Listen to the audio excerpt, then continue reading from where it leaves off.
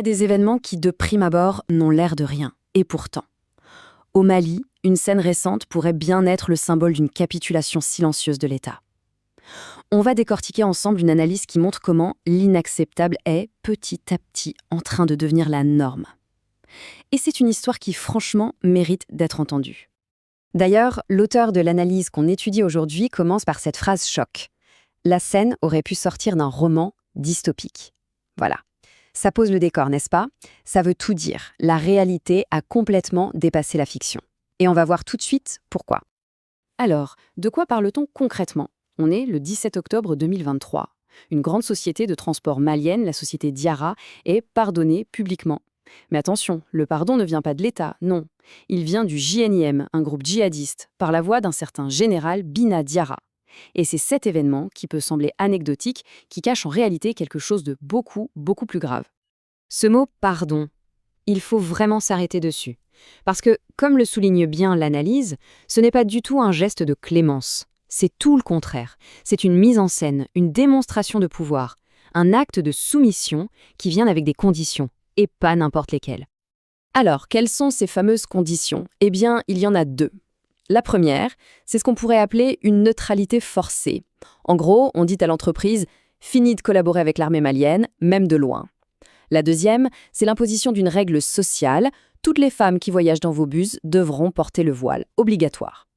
Là, on comprend tout de suite qu'on ne parle plus d'argent, n'est-ce pas? C'est une prise de contrôle politique, idéologique. Et c'est exactement là que l'analyse devient passionnante. Parce qu'on pourrait se dire « bon, c'est du racket, c'est de l'extorsion ». Mais non. C'est bien plus que ça.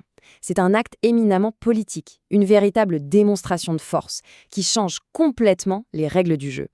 La différence, elle est fondamentale. L'extorsion, le racket, c'est pour l'argent. Mais là, le JNIM fait autre chose. Il impose ses propres lois. Il dicte une morale publique. Et quand un groupe fait ça, il ne se contente pas de commettre un crime. Il se met à la place de l'État. Il joue le rôle de l'autorité. L'auteur de l'analyse met un nom sur ce phénomène, la capitulation idéologique. C'est un concept très fort. Ça ne veut pas dire une défaite militaire sur un champ de bataille, non, c'est plus profond. C'est quand on abandonne le combat sur le terrain des idées, des valeurs. L'État ne se bat plus contre une idéologie, il commence à négocier avec, il s'arrange. Bon. Et pendant ce temps, que fait l'État malien?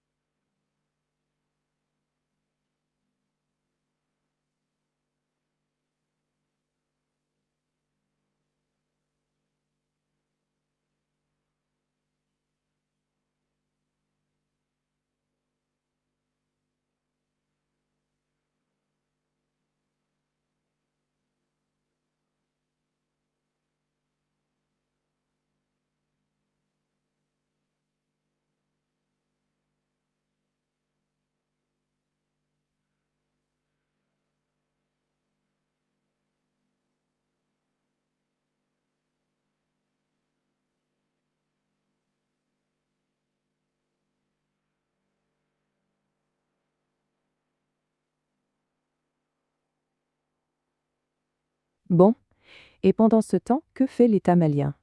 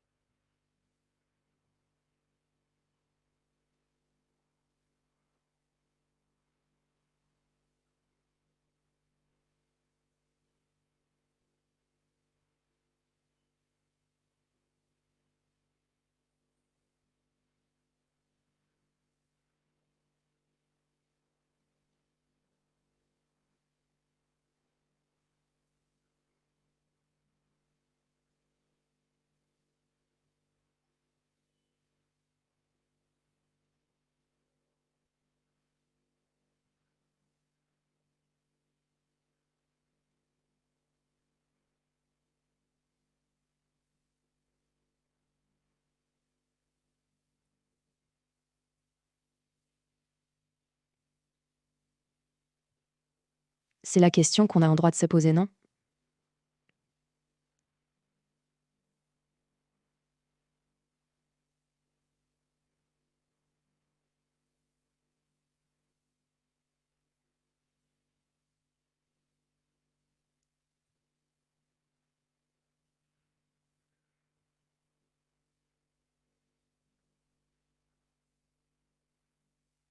La réponse est rien.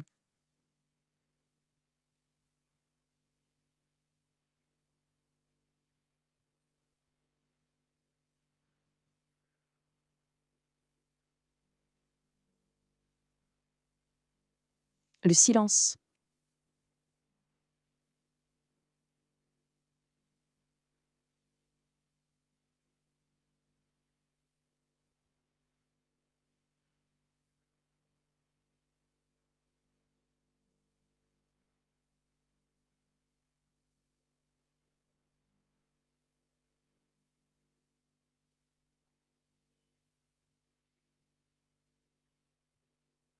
Un silence qui est tout sauf anodin, parce que ce silence, il crée un vide. Et en politique, comme dans la nature, le vide, il se remplit très très vite. Cette citation de l'article, elle résume tout, je trouve. C'est simple, non? Quand une entreprise privée est obligée de négocier avec un groupe armé pour pouvoir simplement travailler, c'est que l'État n'est plus là. C'est que sa fonction la plus essentielle, la sécurité, n'est plus assurée. L'État s'est en quelque sorte évaporé du quotidien des gens. La République a baissé le drapeau. La formule est forte, mais elle est juste. Parce que quand les lois de la République s'arrêtent au seuil d'un bus, quand elles ne s'appliquent plus sur une simple route, alors oui, symboliquement, c'est comme si le drapeau avait été ramené. Et ça nous amène au vrai poison, au danger le plus insidieux que l'analyse pointe du doigt, l'habitude. C'est un processus lent, on ne s'en rend même pas compte. Ce qui nous choquait hier devient banal aujourd'hui, et puis normal demain. C'est la normalisation de l'inacceptable. En fait, on assiste à la mise en place d'un véritable système, une sorte de tragédie où chacun a son rôle. D'un côté, le JNMI impose sa loi et assoit son autorité. De l'autre, les entreprises, pour continuer d'exister, se soumettent. Au milieu, les autorités, elles sont silencieuses, soit parce qu'elles sont impuissantes, soit parce qu'elles sont complices. Et enfin, la population, qui n'a pas d'autre choix, s'habitue. C'est une mécanique terrible où chaque pièce renforce l'autre. Mais attention, il faut apporter une nuance très importante et l'analyse insiste beaucoup là-dessus. Il ne s'agit pas de juger. Souvent, ce n'est pas de la collaboration volontaire. Pour les gens sur place, pour les entreprises, ce n'est pas un choix idéologique. C'est une question de survie, tout simplement. C'est un dilemme absolument tragique. Alors, face à cette situation, face à cette normalisation rampante, il y a une question qui se pose. Une question presque existentielle pour le pays et qui va définir tout son avenir. Laquelle? Résignation ou résistance? L'auteur la pose sans détour, cette question. Est-ce que l'idée d'un Mali souverain, d'un Mali républicain, est-ce que tout ça a encore un sens aujourd'hui ou est-ce que c'est juste devenu un slogan, un discours officiel complètement déconnecté de ce que vivent les gens au quotidien? Et ce glissement, on le voit même dans les mots qu'on utilise, c'est très révélateur. L'analyse montre qu'on est passé d'un vocabulaire de combat, de résistance, on parlait de libération, de reconquête, à un vocabulaire d'accommodation. Maintenant, on parle de cohabitation, d'arrangement. Les mots ne mentent pas, ils révèlent un changement profond dans les esprits. Et on termine avec cette dernière pensée de l'auteur qui est en fait un avertissement. Le plus grand danger, au fond, n'est pas dans les armes, il est en nous. C'est notre propre résignation. Cette habitude qui s'installe lentement et qui finit par ressembler à un consentement. Alors la question qui reste en suspens est: à quel moment décide-t-on d'arrêter de s'habituer ?